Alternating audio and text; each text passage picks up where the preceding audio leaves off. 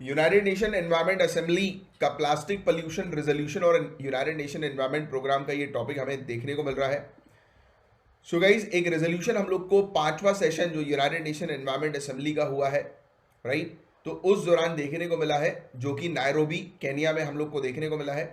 इसमें main focus रखा जा रहा है कि प्लास्टिक पोल्यूशन को एंड किया जाएगा और कहा जा रहा है कि इंटरनेशनली लीगली बाइंडिंग एग्रीमेंट जो है वो तैयार किया जाएगा, जो कि 2024 से हमें देखने को मिलेगा। और ये पूरी एक्टिविटी को यूनाइटेड नेशन एनवायरनमेंट प्रोग्राम ने होस्ट किया है। सिंपल तरीके से दो चीज याद रखनी है।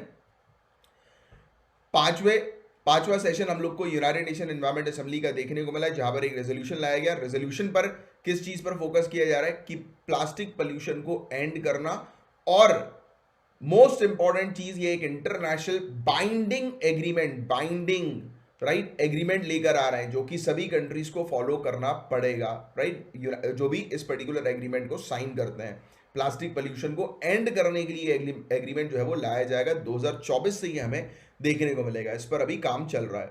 रेजोल्यूशन पर फोकस मरीन इकोसिस्टम पर भी किया जा रहा है। आपको पता है गाइस कि आज की डेट में ओशियन कितने ज्यादा पोल्यूटेड हम लोग को नजर आ रहे हैं, देखने को मिल रहा है। समुद्र में कितना कचरा है, कितना प्लास्टिक पोल्यूशन है, कितने माइक्रो प्लास्टिक्स हैं, जिसके कारण से ये सब समुद्र की जो एक्वेटिक स्पीसीज है उनको कितना खतरा हो रहा है। और माइक्रो प्लास्टिक तो आप गाइस जानते हैं कि समुद्र के स्पीसीज जब उसको इंटेक करते हैं तो ये ह्यूमन तक भी जाता है, राइट। ये पूरी फूड चेन में जो है वो ट्रांसफर होता है। तो ये वाली चीज भी आपको पता होगी, राइट। नहीं पता तो उसको याद रखना, ये वाली चीज भी, राइट। तो ये जो एग्रीमेंट जो तैयार करेंगे प्लास्टिक पोल्यूशन को खत्म करने का, वो बाइंडिंग भी होगा और वो वॉलंटरी अप्रोचेस के साथ भी आएगा। पहली बात तो बाइंडिंग होगा कि सभी कंट्री को प्लास्टिक पोल्यूशन को एंड करना है। कुछ अप्रोचेस ये देंगे अपनी तरफ से कि आप जो है वो अपनी कंट्री में क्या फॉलो करो, वो वॉलंटरी होगा, वो उनको करनी है तो कर सकते हैं, नहीं करनी तो नहीं कर सकते, बट प्लास्टिक पोल्यूशन को एंड करना is the objective.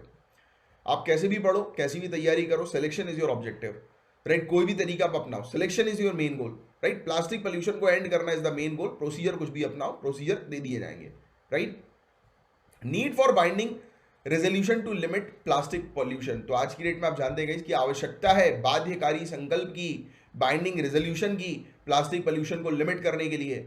So plastic pollution जो है वो आज की डेट में बहुत ज्यादा बढ़ गया। अगर हम पिछले 10 सालों की बात करें और अभी की बात करें तो कुछ 400 मिलियन टन हर साल के हिसाब से ये बढ़ता जा रहा है। और ये फिगर जो है वो जस्ट डबल हो जाएगा 2024 तक।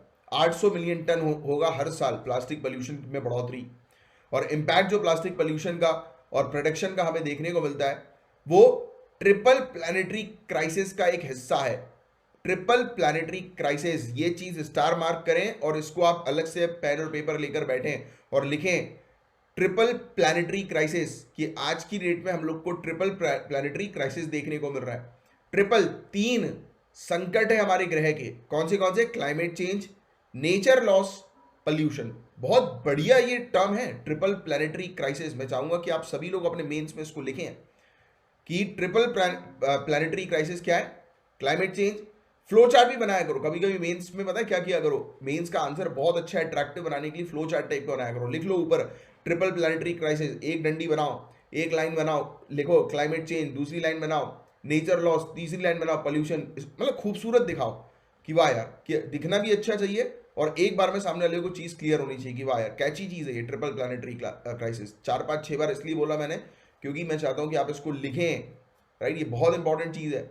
और आप जानते हैं कि प्लास्टिक के कारण ह्यूमन हेल्थ को बहुत ज्यादा नुकसान होता है। फर्टिलिटी इफेक्ट होती है, हार्मोनल प्रॉब्लम्स होती है, मेटाबॉलिक प्रॉब्लम्स होती है, न्यूरोलॉजिकल एक्टिविटीज जो है वो हैम्पर होती है, डैमेज होती है, राइट। आप प्लास्टिक को जब बर्न करते हो, जलाते हो, तो क्या होता है, पोल्यूशन हम लोग को देखने को मिलता है। काफी सारी हार्मफुल गैसेस जो है वो एनवायरमेंट में रिलीज होती है। ना ही सिर्फ ह्यूमन की हेल्थ खराब करती है, पूरे एनवायरमेंट की हेल्थ खराब करती है, सॉइल, मिट्टी को खराब करती है। प्लास्टिक एक ऐसी चीज है कि वो खत्म नहीं होती है इस एनवायरमेंट से। आप उसको मिट्टी में गड़ा दोगे तो मिट्टी खराब कर देगी, जला दोगे तो हवा खराब कर देगी, राइट। वैसे ही अगर आप कहीं पर रख दोगे तो एनवायरमेंट धीरे धीरे करके वो खराब करती रहेगी, राइट। तो ये चीज हम लोग को देखने को मिलती है। और 2050 तक ग्रीन हाउस गैस का एमिशन भी बहुत ज्यादा हम लोग को देखने को मिल रहा है, और जो कि बताया जा रहा है कि प्लास्टिक पोल्यूशन के कारण बहुत ज्यादा है, राइट। या फिर प्लास्टिक जो हम लोग देख रहे हैं उसको प्रोड्यूस कर रहे हैं, बना रहे हैं, तो उसके कारण भी बहुत ज्यादा हमें देखने को मिल रहा है। 15% जो एमिशन जो है टोटल, जैसे कि जिस पर हम लोग का हमारा जो गोल है कि हमें ग्लोबल वार्मिंग को जो है वो लिमिट करना है 1.5 डिग्री सेल्सियस तक। पेरिस क्लाइमेट डील जो हम लोग को देखने को मिलती है उसका ये गोल है, आपको पता होगा 2015 की पेरिस क्लाइमेट डील। तो इसमें 1.5 डिग्री सेल्सियस तक ग्लोबल वार्मिंग को लिमिट करने का टारगेट गोल हम लोग को देखने को मिल रहा है। तो इसमें सबसे मेजर कंट्रीब्यूशन लगभग 15% का जो है वो प्लास्टिक के कारण हम लोग को नजर आ रहा है, प्लास्टिक पोल्यूशन के कारण हम लोग को नजर आ रहा है। 800 से भी ज्यादा मरीन और कोस्टल की स्पीसीज अफेक्ट हुई हैं because of pollution, plastic pollution. Injection के कारण उन्होंने खा लिया, या प्लास्टिक में फंस गए वो, या दूसरे किसी डेंजर के कारण प्लास्टिक से रिलेटेड उनको जो है वो डैमेज हुआ है, वो जो है वो समाप्त हुई है, खत्म हुई है, मरी है, राइट। कुछ 11 मिलियन टन प्लास्टिक वेस्ट जो है वो हर साल ओशियन पर जो है वो जाता है, हर साल, और ये 3 गुना ज्यादा हो जाएगा 2040 तक। तो ये चीज हम लोग को देखने को मिल रही है।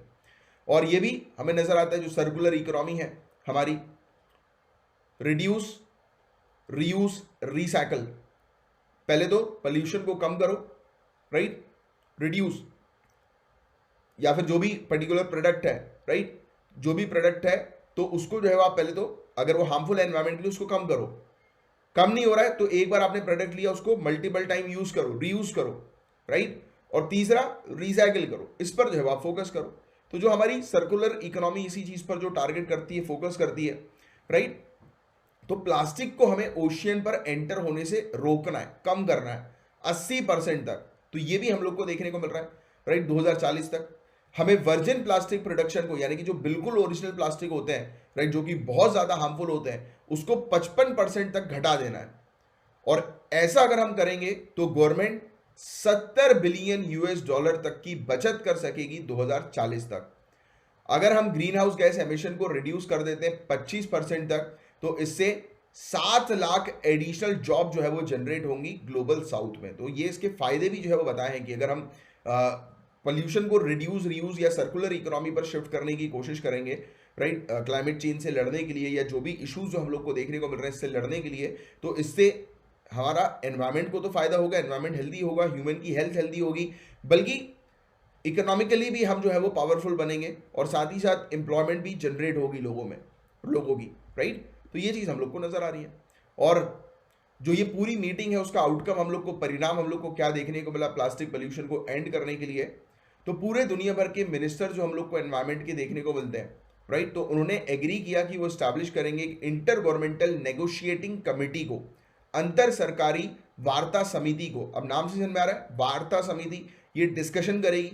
तो इस कमेटी का काम क्या होगा, ये कमेटी बनाएगी, तैयार करेगी इंटरनेशनल लीगली बाइंडिंग एग्रीमेंट को प्लास्टिक पोल्यूशन को एंड करने के लिए। Very important point. और ये कमेटी जो है इसका काम शुरू हो रहा है 2022 से ही, राइट। इसमें ये अपने पूरे 2024 के एंड तक ये अपने पूरे के पूरे जो भी लीगली बाइंडिंग एग्रीमेंट से रिलेटेड ड्राफ्ट है उसको कंप्लीट जो है वो कर देगी, तैयार कर देगी। सभी जितने भी पॉइंट्स हैं प्लास्टिक पोल्यूशन को एंड करने के लिए उसको वो ये मेंशन कर देगी, और 2024 से जो है ये प्लास्टिक पोल्यूशन को एंड करने की लीगल बाइंडिंग एग्रीमेंट जो है वो लागू हो जाएगा, एक्टिव हो जाएगा, राइट। और ये बहुत इंपॉर्टेंट डेवलपमेंट माना जा रहा है इस प्रकार का जो लीगली बाइंडिंग एग्रीमेंट जो लाया जा रहा है, इस प्रकार की जो डेवलपमेंट हुई है, इस चीज़ से रिलेटेड जो हम लोग आगे कदम उठा रहे हैं सभी लोग मिलकर इंटरनेशनली, तो ये बहुत इंपॉर्टेंट एनवायरमेंटल डील होगी 2015 के पेरिस एग्रीमेंट के बाद। तो काफ़ी इंपॉर्टेंट टॉपिक है गाइस। देखिए, क्लाइमेट चेंज से रिलेटेड टॉपिक आपसे पूछा जाएगा ही जाएगा, राइट, क्योंकि आज की डेट में क्लाइमेट चेंज एक बड़ा मेजर इशू है, राइट। और उस दौरान इतनी इंपॉर्टेंट चीज़ अगर हो रही है, इतना इंपॉर्टेंट डेवलपमेंट अगर हो रहा है, तो ये बिल्कुल आप रेडी रखिए, राइट।